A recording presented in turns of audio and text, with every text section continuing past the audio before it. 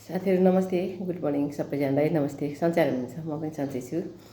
आज मैले अब बनाएको देखाउने नि एकदमै लामो हुने भिडियो, त्यही भएर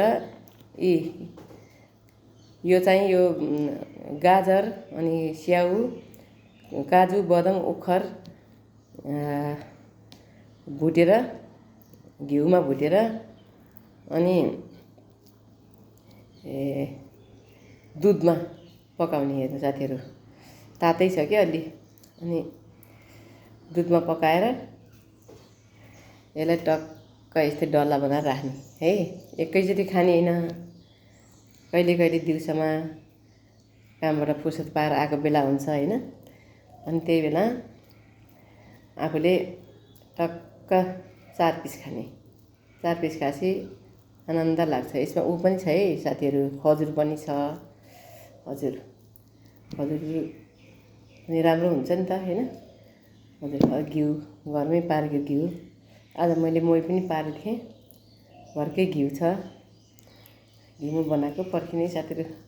यस्तो लामो हुन्छ कि भिडियो, लामो भयो भने टिकटकमा हाल्नै नमिल्ने रहेछ, फेसबुकतिर जाँदैछ। अनि छोटो भयो त ठिकै छ, लामो भयो भने गाह्रो हुने। म त्यही भएर छिटो बनाउँछु डल्ला। यहाँ देख्न सक्नुहुन्छ, मैले आज मही पारेको घिउ पनि देखाइदिन्छु हजुरहरूलाई। अन्यथा नलिनु होला, कहिले कहिले यसरी खान पर्छ के साथीहरु। त्यो बजारमा गएर त त्यो लड्डु के जाति किन्छ नै के त मिठाईहरु त किन्नुहुन त घरमै बनाएको राम्रो हुन्छ नि, हो कि नि साथी भन्नु त। घरमै यसरी बनाएर आफूलाई फाइदा नि छ नि, घरकै घिउ अनि घरकै।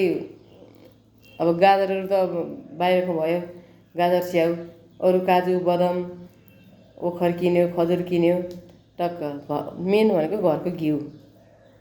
हेर्नु, घरको घिउमा बनाएको कति राम्रो हुन्छ, स्वास्थ्यको लागि फाइदा पनि छ। फेरि पाएँ भनेर सबै एकैचोटि मुर्काउने हैन के साथीहरु, मिलाई खानुपर्छ। सकेछ आफ्नो ओजन अनुसार हुन्छ है साथीहरु। यसमा धेरै प्रोटिनहरु छ नि त, पुस्तकहरु छ। जम्मै मिक्सरमा हल्का पिसेर दर्जन बनाएर पिसेर यसरी मिलाएको कि। वाउ साथीहरु, धेरै मिठो छ। अनि म आउँछु हेर्नु, यो भयो। अनि घिउ देखाउँछु है साथीहरु।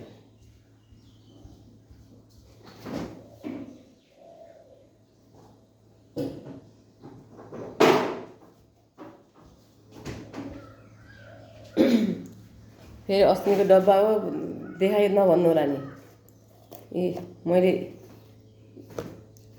ल हेर्नु, यी भर्खर राखेको नि त, त्यही भएर यो घरको घिउ। आनन्दले दुध किन्यो, ल्यायो, घिउ बनायो, तरसँगले घिउ बनायो, आफूलाई घिउ पनि भयो, यसलाई घिउ पनि भयो हैन त नि साथीहरु। अनि त नलिनु होला। थ्याङ्क यू, धन्यवाद मेरो साथीहरुलाई है त। आफ्नो ख्याल गर्नु होला।